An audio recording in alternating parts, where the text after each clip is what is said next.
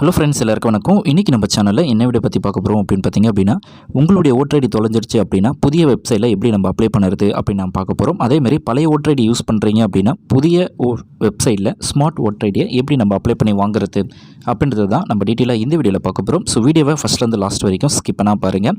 இப்போ தான் சேனலை புதுசாக பார்க்குறீங்க அப்படின்னா மறக்காமல் சப்ஸ்கிரைப் பண்ணிக்கோங்க, கூட வந்து பெல் பட்டனை கிளிக் பண்ணிக்கோங்க. ஸோ இதுக்கான லிங்க்கை நான் டிஸ்கிரிப்ஷனில் கொடுத்துறேன். ஸோ இது வந்து பார்த்திங்க அப்படின்னா பழைய வெப்சைட். ஸோ இந்த வெப்சைட் வந்து பார்த்திங்க அப்படின்னா மேலே கொடுத்துருக்க ஒரு சில ஸ்டேட்டுக்கு மட்டும்தான் இந்த வெப்சைட் வந்து ஒர்க் ஆகும். ஸோ இப்போ நம்ம தமிழ்நாடு ஸ்டேட்டுக்கு பார்த்திங்க அப்படின்னா அவங்க வந்து வேறு வெப்சைட் லிங்க் கொடுத்துருப்பாங்க. ஸோ அதுலேயே பார்த்திங்க அப்படின்னா ஒரு லிங்க் மாரி கொடுத்துருப்பாங்க. அந்த லிங்க்கை கிளிக் பண்ணி தான் நம்ம புதிய வெப்சைட்டுக்கு போயிட்டு புதிய வெப்சைட்லேருந்து தான் நம்மளுக்கான ஓட்டர் ஐடியை வந்து நம்ம அப்ளை பண்ணுற மாதிரி இருக்கும். ஸோ இதில் வந்து பார்த்திங்க அப்படின்னா நீங்கள் ஏற்கனவே இந்த வெப்சைட்டில் நீங்கள் அப்ளை பண்ணியிருந்தாலும் புதிய வெப்சைட்டில் நீங்கள் அப்ளை பண்ணால் தான் உங்களுக்கு வந்து உங்களுடைய ஓட்டர் ஐடி வந்து கிடைக்கும். ஸோ புதிய வெப்சைட்டில் எப்படி நம்ம அப்ளை பண்ணுறது அப்படின்னு பார்க்கலாம். ஜஸ்ட் அந்த லிங்க்கை வந்து நீங்கள் கிளிக் பண்ணிக்கோங்க. ஸோ கிளிக் பண்ணாலே உங்களுக்கு வந்து இன்னமாரி பேஜ் ஓப்பன் ஆகும். ஸோ இதில் வந்து பார்த்திங்க அப்படின்னா கண்டிப்பாக நம்ம லாகின் பண்ணணும். ஸோ இதில் வந்து இந்த ஓட்டர் ஐடியில் ஏற்கனவே நம்ம எப்படி அப்ளை பண்ணணும் அப்படின்றத நம்ம பார்த்துருந்தோம். ஸோ இன்றைக்கி வந்து நம்முடைய voter ID duplicate voter ID எப்படி நம்ம அப்ளை பண்ணுறது அப்படின்னு நம்ம பார்க்கலாம். ஸோ இதுக்கு வந்து நீங்கள் ஃபஸ்ட்டு லாகின் பண்ணணும். ஸோ லாகின் பண்ணிவிட்டு மற்ற எல்லா சர்வீஸும் நீங்கள் யூஸ் பண்ணிக்கலாம். ஸோ இதில் வந்து நீங்கள் லாகின் பண்ண முன்னாடி ரிஜிஸ்டர் பண்ணலை அப்படின்னா ஸோ நீங்கள் உங்களுடைய யூசர் நேம், பாஸ்வேர்டு, அதுக்கப்புறம் பார்த்தீங்கன்னா மொபைல் நம்பர், உங்களுடைய எபிக் நம்பர், அதாவது ஓட்டர் ஐடி நம்பரை கொடுத்து நீங்கள் லாகின் பண்ணிக்கலாம். ஸோ சிம்பிள் ப்ராசஸ் தான். ஸோ கொடுத்துட்டு யூசர் நேம் அண்ட் பாஸ்வேர்டு வரும். ஸோ அதை என்டர் பண்ணிவிட்டு கீழே கேப்சா கொடுத்துருப்பாங்க. அந்த கேப்சா வெரிஃபைடு அப்படின்ற ஆப்ஷனை கிளிக் பண்ணிவிட்டு ஜஸ்ட் லாகின் அப்படின்ற ஆப்ஷனை வந்து கிளிக் பண்ணிக்கோங்க. ஸோ கிளிக் பண்ணாலே உங்களுக்கு இந்தமாரி பேஜ் வரும். அதில் ஃபார்ம்ஸ் அப்படின்ற ஒரு ஆப்ஷன் கிளிக் பண்ணிக்கோங்க. யுவர் அசிஸ்டன்ட் அப்படின்ட்டு இருக்கும். அதில் apply for corrections particulars entries அப்படின்ட்டு இருக்கும்.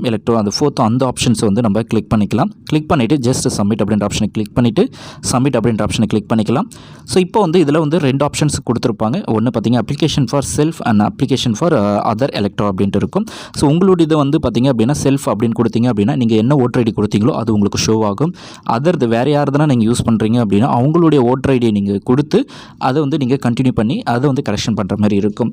ஸோ இதில் வந்து பார்த்திங்க அப்படின்னா தேர்ட் ஆப்ஷன் பார்த்திங்க இப்போ வந்து நம்ம டூப்ளிகேட் கார்டு ரீப்ளேஸ்மெண்ட் தான் பண்ண போகிறோம். ஸோ எபிக், அதாவது issue of replacement of EPIC without corrections அப்படின்ட்டு இருக்கும். ஸோ நம்மளது வந்து எந்தவித கரெக்ஷன்ஸும் இல்லாமல் நம்முடைய ஓட்டர் ஐடி வந்து நம்ம டூப்ளிகேட் காப்பி ஆன்லைனில் அப்ளை பண்ண போகிறோம்.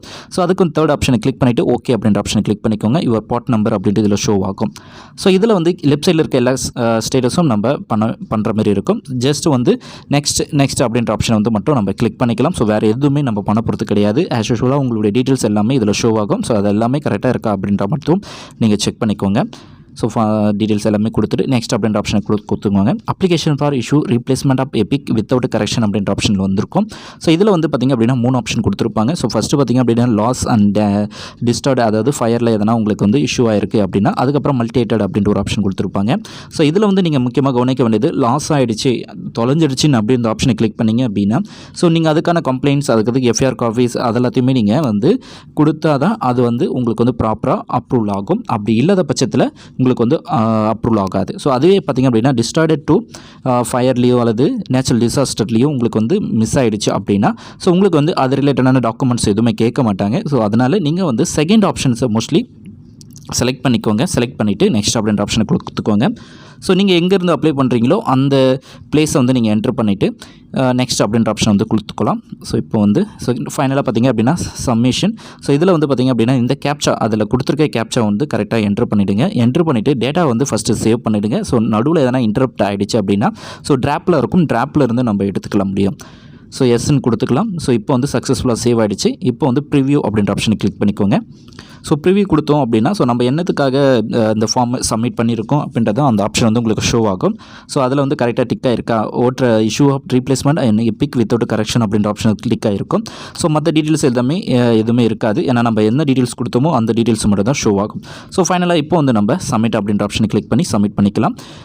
ஃபைனலாக சப்மிட் பண்ணிக்கலாம். சப்மிட் பண்ணோடனே உங்களுக்கு வந்து உங்களுடைய ரெஃபரன்ஸ் நம்பர், அக்னாலஜ்மெண்ட் நம்பர் வந்து ஷோ ஆகும். ஸோ அந்த நம்பரை வந்து நீங்கள் ஸ்டோர் பண்ணிக்கோங்க அல்லது அக்னாலஜ்மெண்ட் நம்பரை டவுன்லோட் பண்ணி வச்சுக்கோங்க.